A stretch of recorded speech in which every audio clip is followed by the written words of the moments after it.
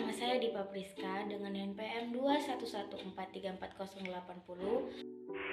Hai, perkenalkan nama saya Sabina Putri dari kelas 2 dengan NPM 211434105. Perkenalkan nama saya Sri Surya Bintari, NPM 2114063. Nama saya Bilkis Kisma Padilla, NPM 211434040. Ragam gerak pada tumbuhan dan fotosintesis.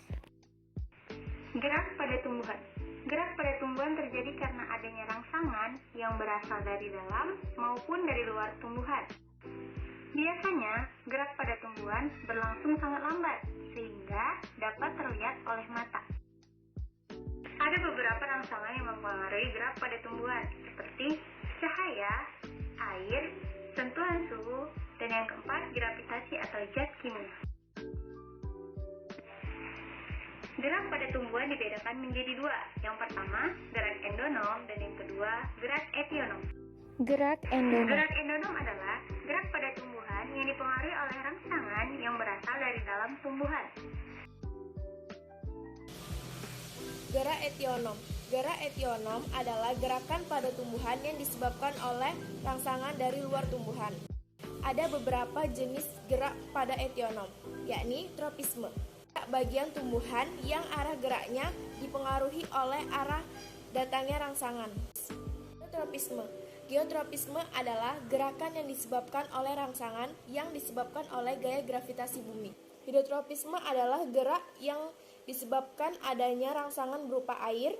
Kemotropisme. Kemotropisme adalah gerakan yang disebabkan adanya rangsangan berupa zat kimia. Tikmotropisme. Tikmotropisme adalah gerakan yang disebabkan adanya rangsangan berupa sentuhan benda yang lebih keras. Taksis adalah gerakan yang seluruh atau bagian tumbuhan yang berpindah tempat.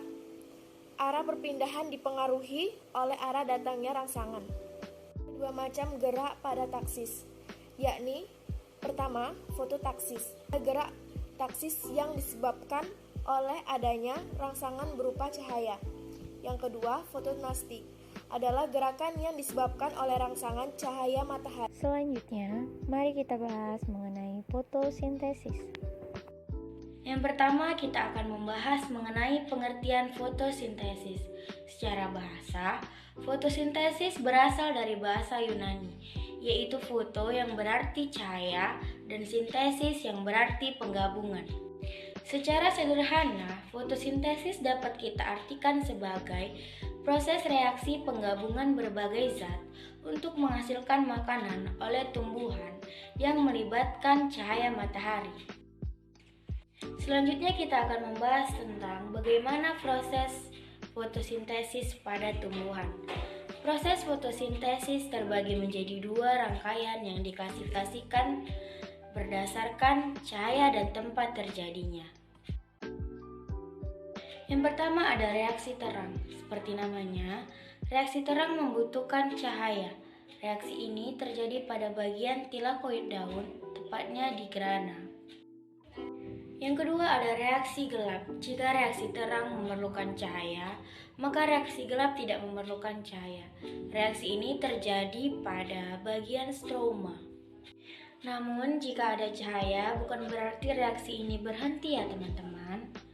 Faktor yang mempengaruhi fotosintesis. Yang pertama ialah karbon dioksida. Karbon dioksida sangat penting bagi fotosintesis, karena jika karbon dioksida memiliki konsentrasi yang sangat tinggi, maka proses fotosintesis akan lebih cepat. Untuk faktor yang kedua ialah air. Bagi tumbuhan, air sangat penting, apalagi dalam unsur fotosintesis. Nah, air juga sangat berguna dalam proses transpirasi bagi tumbuhan. Yang ketiga ialah faktor cahaya. Mengapa? Karena cahaya sangat penting bagi unsur fotosintesis. Ia sangat berperan penting dalam proses ini. Tapi jangan lupa, tumbuhan memiliki kebutuhan cahayanya masing-masing. Untuk faktor keempat, kita memiliki umur tanaman.